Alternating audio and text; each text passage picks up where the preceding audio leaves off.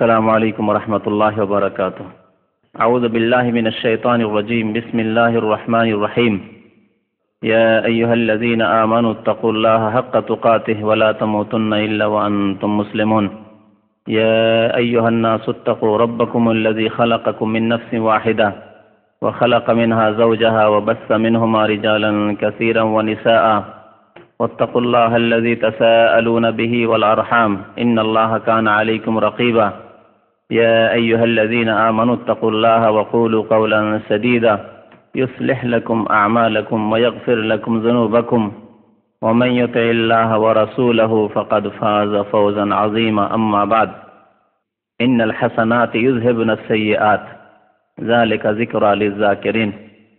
মহান আল্লাহ রব্বুল আলামিনের সমস্ত প্রশংসা, যে আল্লাহ আমাদেরকে সৃষ্টি করেছেন এবং আমাদেরকে জ্ঞান বিবেক বুদ্ধি দান করেছেন, আমাদেরকে হিদায়াতের জন্য, আমাদেরকে সঠিক পথের ওপর প্রতিষ্ঠিত রাখার জন্য প্রিয় নবী মুহাম্মদ রাসূলুল্লাহ সাল্লাল্লাহু আলাইহি ওয়াসাল্লামকে প্রেরণ করেছেন। তার মাধ্যমে মহান আল্লাহ রাব্বুল আলামিন মানব জাতি পর্যন্ত মহাগ্রন্থ আল কোরআনুল করিম পৌঁছে দিয়েছেন, যে কোরআন হচ্ছে আমাদের জন্য হিদায়াতের পথ নির্দেশনকারী আল্লাহর বাণী, যা আল্লাহ রাব্বুল আলামিন লওহে মাহফুজ থেকে নাযিল করেছেন। দরুদ ও সালাম নাযিল হোক প্রিয় নবী মুহাম্মদ রাসূলুল্লাহ সাল্লাল্লাহু আলাইহি ওয়াসাল্লামের উপর, যিনি কোরআনে কারীমের সর্বোত্তম ব্যাখ্যা, যা আল্লাহ চেয়েছেন, যা আল্লাহ উদ্দেশ্য করেছেন, তাই তিনি বর্ণনা করেছেন। আল্লাহুম্মা সাল্লি আলাইহি আল্লাহুম্মা বারিক আলাইহি। আজকে খুতবার সাথে সাথেই কোরআনে কারীমের 3টি আয়াত, যে আয়াতগুলি নবী করিম সাল্লাল্লাহু আলাইহি সাল্লাম তেলাওয়াত করতেন মাসনুন খুতবায়, খুতবাতুল হাজায়, বিভিন্ন খুতবায়, বিবাহ শাদীর খুতবা থেকে শুরু করে বিভিন্ন খুতবায়।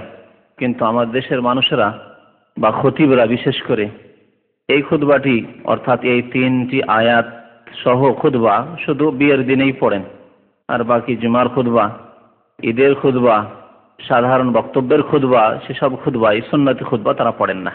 যে খুতবা নবী করিম সাল্লাল্লাহু আলাইহি সাল্লাম সাহাবায়ে কেরামদেরকে অত্যন্ত গুরুত্ব সহকারে শিখিয়েছেন, খুতবাতুল হাজা যাকে বলা হয়েছে, যে কোনো প্রয়োজনের খুতবা, যখন কোনো প্রয়োজনে তিনি খুতবা দিতেন অর্থাৎ বক্তব্য প্রদান করতেন, তখন এই খুতবা পাঠ করতেন। যে আয়াতগুলি আল্লাহ রাব্বুল আলামিন তাকওয়া দিয়ে আরম্ভ করেছেন। ইয়া আইয়ুহাল্লাযীনা আমানুত্তাকুল্লাহ, হে ঈমানদার মানুষেরা তোমরা আল্লাহকে ভয় করো। ইয়া আইয়ুহান নাসুত্তাকু রাব্বাকুম, হে মানব সকল তোমরা তোমাদের রব প্রতিপালক তাকে ভয় করো। ইয়া আইয়ুহাল্লাযীনা আমানুত্তাকুল্লাহ ওয়া কুলু কাওলান সাদীদা। এই 3টি আয়াতেই, 2টি আয়াতে ঈমানদারদেরকে বিশেষভাবে, মুমিন মুসলিমদেরকে আল্লাহ সম্বোধন করে তাকওয়া অবলম্বন করতে বলেছেন, আল্লাহ ভীরুতা অর্জন করতে বলেছেন। আর একটি আয়াতে সারা বিশ্বের মানব সকলকে আল্লাহ সম্বোধন করেছেন ঈমানের মাধ্যমে এবং সৎকর্মের মাধ্যমে, পাপাচার থেকে বেঁচে থাকার মাধ্যমে, সৎ আমলের বাস্তবায়নের মাধ্যমে আল্লাহর তাকওয়া হাসিল হতে পারে। এই তাকওয়া সম্পর্কে একটি হাদিস, ছোট্ট হাদিস, সুনানে তিরমিজির হাদিস, আর হাদিসটি হাসান। তো নবী করিম সাল্লাল্লাহু আলাইহি ওয়াসাল্লাম এই হাদিসটিতে ইরশাদ করেছেন, মুআয ইবনে জাবাল রাদিয়াল্লাহু তাআলা আনহু এই হাদিসটি বর্ণনা করেছেন। হাদিসটি 40 হাদিসেও রয়েছে, আসলে তিরমিজি থেকে সংকলন করা হয়েছে এই 40 হাদিসে বা অন্যান্য কিতাবাদিতে। ইত্তাকিল্লাহ হাইসুমা কুনতা, মুআয ইবনে জাবাল রাদিয়াল্লাহু তাআলা আনহু বর্ণনা করেছেন যে নবী করিম সাল্লাল্লাহু আলাইহি ওয়াসাল্লাম ইরশাদ করেছেন, ক্বালা রাসূলুল্লাহ সাল্লাল্লাহু আলাইহি ওয়াসাল্লাম, আল্লাহ রাসূল ইরশাদ করেছেন, ইত্তাকিল্লাহ হাইসুমা কুনত, তুমি যেখানেই থাকো না কেন আল্লাহকে ভয় করো, যেখানেই থাকো না কেন আল্লাহকে ভয় করো। কারণ অনেক মানুষ আছে ভয় করে কিন্তু জায়গা বিশেষে ভয় করে, মানে আল্লাহ ভীরুতা দেখায়, আল্লাহ ভীরুতা প্রদর্শন করে, দেখায়, কিন্তু জায়গা বিশেষে দেখায়, ক্ষেত্র বিশেষে দেখায়, কাল বিশেষে দেখায়। বুঝতে পারছেন কথা তো? মানে বিশেষ বিশেষ সময় আল্লাহ ভীরুতা তাদের দেখা যায়, সময় কাল, বিশেষ বিশেষ জায়গায়, বিশেষ বিশেষ ক্ষেত্রে, বিশেষ বিশেষ মজলিসে, বিশেষ বিশেষ অনুষ্ঠানে আল্লাহ ভীরুতার কথাবার্তা শোনা যায় বা আল্লাহ ভীরুতা তাদের কথায় আচার আচরণে প্রকাশ পায়, কিন্তু সর্বক্ষেত্রে নয়, সর্ব অবস্থায় নয়। এই হচ্ছে অবস্থা, যার কারণে মানুষ পাপে জড়িত থাকে, পাপ থেকে মুক্ত হতে পারে না। নবী করিম সাল্লাল্লাহু আলাইহি সাল্লামের এই হিদায়াতের বাস্তবায়ন যারা করবে, অর্থাৎ যেখানেই থাকো না কেন, হাইসু মা কুন্ত, যেখানেই থাকো না কেন, যে অবস্থায় থাকো না কেন, যেই সময়ে যেই কালেই থাকো না কেন, আল্লাহকে ভয় করা, তাকওয়া, আল্লাহকে ভয় করা। কেমন করে আল্লাহকে ভয় করতে হবে? ঈমানের মাধ্যমে। ঈমানকে করতে হবে সুন্দর, অর্থাৎ যেসব বিশ্বাস আমরা রাখি, এই 6টি জিনিসের প্রতি বিশ্বাস, আল্লাহ, পরকাল, এর সাথে সাথে যে ঈমানের যে ফাউন্ডেশন রয়েছে, 6টি ফাউন্ডেশন, পিলার রয়েছে, স্তম্ভ রয়েছে, এগুলির প্রতি বিশ্বাস হতে হবে অটল বিশ্বাস, বিশ্বাসের মতো বিশ্বাস, যে বিশ্বাস মানুষকে কর্ম করতে বাধ্য করে, অথবা যে কর্ম করা যাবে না তা থেকে সতর্ক হতে বাধ্য করে। যেমন আপনার যদি বিশ্বাস হয়ে যায় যে এই বিল্ডিং এ আগুন লেগে গেছে, নিচতলায়, কোনো কিছু দেখতে পাচ্ছেন না আপনি, কিন্তু আপনার কাছে সাথে সাথে খবর হয়ে গেছে যে নিচে জানেন সিঁড়িতে আগুন লেগে গেছে, কি করবেন বলুন দেখি? যদি বিশ্বাস হয় তাহলে কথাটির ওপর, আর বিশ্বাস না হলে কি করবেন? যদি বিশ্বাস হয় তাহলে আপনার কর্ম কেমন হবে এখানে, আর বিশ্বাস না হলে আপনার অবস্থা কেমন হবে? যদি বিশ্বাস না হয়, নো ফ্যাক্টর, কোনো অসুবিধা নেই, আলোচনা শুনছেন, একটি লোক ডিস্টার্বই করলো যেন আপনাকে জানিয়ে, আপনাকে এই কথাটি বলে হয়তো ডিস্টার্বই করলো, কোনো মূর্খবি করলেন, মিথ্যা কথা, কথা শুনতেই থাকলেন, হ্যাঁ, মনোযোগ সহকারে, বা বসেই থাকলেন, যে কাজে যে আছেন থাকলেন বসে। পক্ষান্তরে যদি বিশ্বাস হয়ে যায় কথা সত্যি, ইমানদার মানুষ বলেছে এবং খবর সত্য, নিচে আগুন লেগেছে আর রাস্তা একটি মাত্র, তাহলে কি করতে হবে? বসে শুনবেন কথা, না দৌড় দিবেন একবারে? কাউকে দেখবেন না যে আমার বন্ধু বান্ধব সাথী আর 5টা সাথী নিয়ে এসছি, ওরাকে দেখি ওরা কোথায় আছে, ওরা বের হলো কিনা, ওইসব দেখা দেখি না। জানে প্রাণে চেষ্টা করবেন যে আমি আগে যাতে করে বেরিয়ে যাই বিল্ডিং থেকে, ঠিক না? হচ্ছে বাঁচার ব্যবস্থা। তাকওয়া মানে বাঁচার ব্যবস্থা, পাপ থেকে বাঁচার মাধ্যমে আল্লাহর আযাব থেকে বাঁচার ব্যবস্থা দুনিয়া এবং আখিরাতে, পাপ থেকে বাঁচার মাধ্যমে জাহান্নাম থেকে বাঁচার ব্যবস্থা, পাপ থেকে গুনাহ থেকে বাঁচার মাধ্যমে কবরের আযাব থেকে বাঁচার ব্যবস্থা, এর নাম হচ্ছে তাকওয়া। তো ঈমান যদি সত্যি ঈমানের মতো ঈমান থাকে তাহলে আপনি কাজকর্ম করবেন, আপনার নামাজ, আপনার রোজা, আপনার হজ, আপনার যাকাত, আপনার সততা, আপনার ঈমানদারি, ধার্মিকতা, পাপ থেকে বেঁচে থাকা, যে কোনো সৎ কাজ করা, এই ক্ষেত্রে আপনি বদ্ধপরিকর। কিন্তু যদি ঈমানেই থাকে দুর্বলতা, তাহলে আপনার নামাজও দুর্বল, রোজাও দুর্বল, হজও দুর্বল, যাকাতও দুর্বল, আপনার সব দুর্বল, আপনার আখলাক, চরিত্র, ব্যবহার সবকিছু দুর্বল, আপনার আল্লাহর হকের ক্ষেত্রেও দুর্বল, মানুষের হকের ক্ষেত্রেও দুর্বল। বিশ্বাস আসলে আপনার নেই, বিশ্বাসের মতো হয় নেই, অথবা থাকলেও এরকম বিশ্বাস নেই। জি, এই জন্য প্রথম ঈমান সুন্দর করার মাধ্যমে তাকে অবলম্বন করতে হবে, যেখানেই থাকো না কেউ আল্লাহকে ভয় করা। কিছু মানুষ আছে যে রমজান আসছে না, মুত্তাকি, আল্লাহ ভীরুতা দেখা যাবে তার রোজার মাধ্যমে, তার তারাবির মাধ্যমে, হ্যাঁ, তার রোজা ইফতার পার্টি করাচ্ছে, টাকা পয়সা খরচ করছে, হ্যাঁ, আরো নেকির কাজ করছে, কোরআন তেলাওয়াতের মাধ্যমে মসজিদে বসে গেছে, তেলাওয়াত চলছে, 1 খতম, 2 খতম, 3 খতম, 5 খতম। তাহলে সময়কে লক্ষ্য করে তার তাকওয়া, এই তাকওয়ার যে বহিঃপ্রকাশ তার সাময়িক, রমজান মাসে যেমনি রমজান শেষ তেমনি তার ইবাদত বন্দেগী ধীরে ধীরে শেষ, আর না হলে হঠাৎ করেই শেষ। কিছু লোক আছে হঠাৎ করে একবারে সাথে সাথে রমজান শেষ, তার নামাজ রোজা শেষ, হ্যাঁ। আর কিছু লোক আছে ধীরে ধীরে, সপ্তাহ 2 সপ্তাহ চললো, কারো মাস চললো, কারো 1.5 মাস চললো, কারো বকরা ঈদ পর্যন্ত চললো, তারপরে অফ, ঠিক না? তো ইত্তাকিল্লাহ হায়সুমা কুনতা, যেখানেই থাকো না কেন, যেই সময় থাকো না কেন, যেই কালেই থাকো না কেন, যে অবস্থাতেই থাকো না কেন, আল্লাহকে ভয় করা। সুখে থাকলেও আল্লাহকে ভয় করতে হবে, দুঃখে থাকলেও আল্লাহকে ভয় করতে হবে। পক্ষান্তরে অবস্থার কথা বলি, কিছু লোক আছে যখন বালা মুসিবতে পড়ে তখন আল্লাহকে ভয়, আল্লাহ ভীরুতা প্রকাশ পায়, তখন এই মান্নত মেনে ফেলেছে, তখন এই মসজিদ ধরে নিয়েছে, তখন একেবারে দোয়া কায় মনে একেবারে আল্লাহ রাব্বুল আলামিনের কাছে দোয়া করছে, আর তার চোখের পানি আর কে থামাই, তার আল্লাহর কাছে কান্নাকাটি করছে। কিন্তু যেমনই বালা মুসিবত শেষ, এসেছিল চাকরির জন্য, চাকরিটা পেয়ে গেছে, এখন 1000 টাকা মাসে আসছে, আর কি, আর নামাজ আর রোজা কি, আর কাঁদাকাটি কি আল্লাহর দরবারে? এই তাকওয়া তাহলে অবস্থা বিশেষে, ঠিক না? এই তাকওয়া কোনো কাজে আসবে না। আর তাকওয়া জায়গা বিশেষে, লোক দেখানো তাকওয়া, মজলিসে আসে তখন তাকওয়া, আর যেমন মজলিস তেমন, যখন ধার্মিকদের মজলিসে রয়েছে, মুরব্বীদের মজলিসে রয়েছে, যখন ইসলামিক মজলিসে, তখন টুপি লাগিয়ে, আর তারপরে একেবারে ইসলামিক জলসার ভলেন্টিয়ার, আর ইফতার ক্যাম্পের ভলেন্টিয়ার, তো অমুক আর তমুক শুরু। আর তারপরে মানুষের সামনে ততক্ষণ তাকওয়া, ভিতরে ঘরে ফিল্ম দেখে, গান শোনে, ফজর নামাজ পড়ে না। ফজর নামাজ সময় ওই তাকওয়াটি কোথায় গেল আপনার? আল্লাহ ভীরুতা। হ্যাঁ, ওই গান বাজনা শোনার সময় তাকওয়া কোথায় গেল আপনার?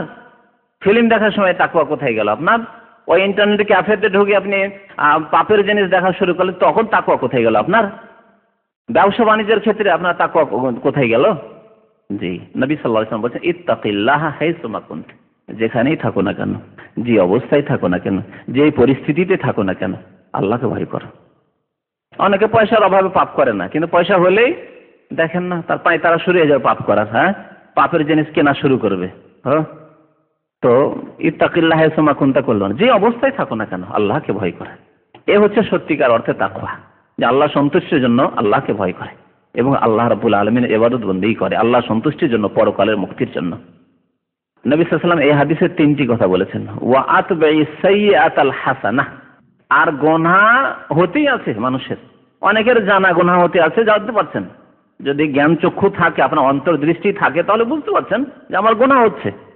তাহলে গুনাহ তো হতে আছে, হয় বুঝতে পারছেন, আর না হলে অনেক সময় অন্তর্দৃষ্টি নেই, খানিকটা নির্বোধ। হ্যাঁ, মোটা খান মোটা বুঝেন, গুনাহ হচ্ছে কোনো খেয়ালই নেই, বেখেয়াল, মানে গুনাহ সম্পর্কে ওই রকম সজাগ নন হয়তো। অথবা আপনি নিজেকে মনে করছেন আমি তো যথেষ্ট সৎ আমল করছি, আর গুনাহগুলি আপনার নজরে আসে না, নিজের দোষ ধরা পড়ে না। অনেক সময় এরকম হয় অনেক মানুষের ক্ষেত্রে, সবার না হলেও, যে নিজের দোষ ধরা পড়ে না, আবার অপরের দোষ বেশি ধরতে পারে, ঠিক না? তো অজান্তে গুনাহ হচ্ছে, মানে নিজে বুঝতে পারছেন না যে আপনার গুনাহ হচ্ছে। তো গুনাহ তো হচ্ছে সর্বদাই, কারণ নবী সাল্লাল্লাহু আলাইহি সাল্লামের মতো আম্বিয়াদের মতো মাসুম তো কোনো মানুষ নেই। মতো কেন, কেউ মাসুম নেই। মাসুম একমাত্র আম্বিয়া আলাইহিমুস সালাতু ওয়াস সালাম, নবীগণ। তো ভুল ত্রুটি হলে তাহলে কি করতে হবে? ওয়া আতবাইস সাইয়্যা, ভুলের সাথে সাথে কি করো? আল হাসানা, নেকি করো। ভুল হতেই আছে, সুতরাং নেকি কন্টিনিউ জারি রাখো। ফরজের নেকি তো আছে, ফরজ ওয়াজিব সুন্নতের নেকির সাথে সাথে মুস্তাহাব ভালো ভালো কাজগুলি, নেকির কাজগুলি করো। তাহলে কি হবে? তামহুহা, তোমার গুনাহগুলিকে মুছে দেবে। এর নেকি তোমাদের গুনাহকে মুছে দেবে। আল্লাহ রাব্বুল আলামিন একটি আয়াতে কোরআনে কারীমে ইরশাদ করেছেন, আকিমিস সালাতা তারফাইন নাহার ওয়া যুলাফাম মিনাল লাইল, তোমরা দিনের 2 বেলা সকাল বিকাল নামাজ কায়েম করো। ওয়া যুলাফাম মিনাল লাইল, আর রাতের অংশে, রাতের এক অংশে বা বিশেষ বিশেষ অংশে, অর্থাৎ রাতের একাধিক নামাজ, এই 5 ওয়াক্ত নামাজের দিকে ইঙ্গিত করা হয়েছে। তো নামাজ কায়েম করো মানে 5 ওয়াক্ত নামাজ পড়ো দিন এবং রাত্রে, যে আল্লাহ ফরজ করেছেন। তাহলে কি হবে? ইন্নাল হাসানাত ইউযহিবনাস সাইয়্যাত, নিশ্চয় নেকিগুলি গুনাহগুলিকে কি করে? হ্যাঁ, শেষ করে দেয়, গুনাহকে ধ্বংস করে নেকিতে। যালিকা যিকরা লিল যাকিরিন, আর উপদেশ অর্জনকারীদের জন্য এতে রয়েছে উপদেশ, যে গুনাহ হতে আছে, সুতরাং যথাসাধ্য নেকি করতে থাকো। নবী সাল্লাল্লাহু আলাইহি ওয়াসাল্লামের দ্বিতীয় উপদেশ হচ্ছে যে গুনাহর সাথে সাথে নেকি করো। ওয়া খালিকিন নাসা বিখুলুকিন হাসান, আর তৃতীয় উপদেশ হচ্ছে যে মানুষের সাথে সদাচরণ করো, ভালো চরিত্র পেশ করো মানুষের কাছে, চরিত্রবান হও মানুষের কাছে। কারণ চরিত্র ছাড়া দিন মোকাম্মল হয় না, দিন কমপ্লিট হয় না। আপনার দিনের ধার্মিকতায় পূর্ণতা লাভ করতে পারবে না, আপনি ধার্মিকতায় সত্যি কামিল মুমিন, পূর্ণাঙ্গ মুমিন হতে পারবেন না যদি আপনার চরিত্র দুর্বল থাকে। ধর্মীয় দিক থেকে নয়, মানুষের সাথে আচার আচরণে। এক তো আছে ধর্মীয় দিক থেকে চরিত্র দুর্বলতা, ধর্মের দিক দিয়ে ঠিক আছে, পাপ থেকে বেঁচে আছেন, ইবাদত বন্দেগী সব করছেন, ফরজ ওয়াজিব সুন্নাত আদায় করছেন, কিন্তু মানুষের সাথে আচার আচরণের ক্ষেত্রে, আদান প্রদানের ক্ষেত্রে, লেনদেনের ক্ষেত্রে আপনার ত্রুটি, তাহলে আপনার দিন কমপ্লিট হলো না। নবী সাল্লাল্লাহু আলাইহি ওয়াসাল্লাম বলছেন, বয়স তো আমাকে প্রেরণ করা হয়েছে লিউতাম্মিমা মাকারিমাল আখলাক, চরিত্রকে পূর্ণতা দান করার জন্য, উত্তম চরিত্রকে পূর্ণতা দান করার জন্য। চরিত্রবান আরো এসেছেন, কিন্তু উচ্চ মর্যাদার চরিত্র পেশ করার জন্য এবং তার বাস্তবায়ন করার জন্য এবং তাকে পূর্ণ করার জন্য আমাকে প্রেরণ করা হয়েছে শেষ নবী হিসাবে সাল্লাল্লাহু আলাইহি ওয়াসাল্লাম। তার নবী করিম সাল্লাল্লাহু আলাইহি ওয়াসাল্লামের আগমন হয়েছিল উত্তম চরিত্রকে পূর্ণতা দান করার জন্য, যে উত্তম চরিত্র দ্বীনে ইসলামে পেশ করা হয়েছে। আর সেই চরিত্র রয়েছে আল কোরআনে, কানা খুলুকু আল কোরআন। মা আয়েশা রাদিয়াল্লাহু তাআলা বলছেন আল্লাহ রাসূলের চরিত্র ছিল কি? আল কোরআনের বাস্তবায়ন। তো যাই হোক, নবী সাল্লাল্লাহু আলাইহি ওয়াসাল্লাম এই 3টি উপদেশ মনে রাখবেন। প্রথম উপদেশ হচ্ছে যে যেখানেই থাকো আল্লাহকে ভয় করো। দ্বিতীয় উপদেশ হচ্ছে যে নেকির গুনাহর সাথে সাথে নেকি করো, তাহলে গুনাহগুলি মুছে যাবে। আর 3 নম্বর হচ্ছে যে মানুষের সাথে খালিকিন নাস বিখুলুকিন হাসান, ভালো চরিত্র পরিবেশন করো, ভালো চরিত্র প্রদর্শন করো, ভালো চরিত্রের সাথে তার সাথে সাক্ষাৎ করা। এজন্য হাসি মুখে সাক্ষাৎ করতে বলা হয়েছে, মুখকে ভারী করে নয়। মানুষের সাথে কথা বললে হাসি মুখে কথা বলতে হয়েছে, এটি সাদাকা। নবী করিম সাল্লাল্লাহু আলাইহি ওয়াসাল্লাম ইরশাদ করেছেন, তাবাসসুমুকা ফি ওয়াজহি আখিকা লাকা সাদাকা। তুমি যদি কোনো ভাইয়ের সাথে সাক্ষাৎ করো আর মুচকি হেসে কথা বলো, এটি তোমার জন্য সাদাকা। 1 পয়সা দান করলেন না, কিন্তু আপনার সাদকার নেকি হলো। হাসি মুখে কথা বললেন, যখন মানুষের সাথে কথা বলেন, আসসালামু আলাইকুম, কেমন আছেন, হাসি মুখে কথা বলছেন, সাদাকা। কোনো কষ্ট লাগলো, কোনো কিছু ক্ষয় হয়ে গেল, কিন্তু মুখটা ভারী না করে ভালোভাবে কথা বললেন, হাসি মুখে কথা বললেন, আপনার জন্য সাদাকা।